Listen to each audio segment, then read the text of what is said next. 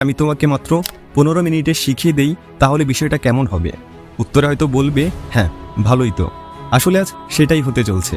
2005 সালে স্ট্যানফোর্ড ইউনিভার্সিটিতে Steve jobs একটি স্পিচ দিয়েছিলেন, আর এতে তিনি তার জীবনের সবচেয়ে বড় লার্নিংকে মাত্র 15 মিনিটে বলেছিলেন, আর সেটা 3টি গল্পের মধ্য দিয়ে। এখন যদি আমি তোমাদেরকে জিজ্ঞেস করি যে স্টিভ জবসের সেই স্ট্যানফোর্ড কমেন্সমেন্ট স্পিচটা তুমি কি শুনেছিলে? কয়েকজন বাদে বেশিরভাগ মানুষ হয়তো বলবে যে না, আমি শুনিনি। আর এই না শোনার একটা বিশেষ কারণ হতে পারে সেই স্পিচটা ইংলিশে ছিল। বড় বড় মোটিভেশনাল স্পিকাররা এই স্পিচটাকে হাইলি রেকমেন্ড করেছেন সবার জন্য। জীবনে একবার হলেও যে স্পিচটা প্রতিটি মানুষের শোনা উচিত। বাট শুধু ল্যাঙ্গুয়েজ ব্যারিয়ারের জন্য ওয়ার্ল্ডের সবচেয়ে সেরা স্পিচটা, পৃথিবীর সেরা অনুপ্রেরণামূলক বক্তব্যটা তুমি শুনতে পারবে না, তা তো হতে পারে না।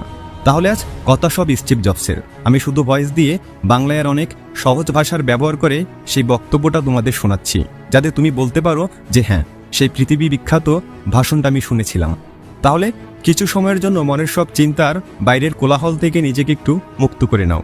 তুমি আজ সেটাই শুনতে চলছো যার মাধ্যমে তোমার পুরো জীবনটা পরিবর্তন হয়ে যেতে পারে। চলো তাহলে শুরু করা যাক।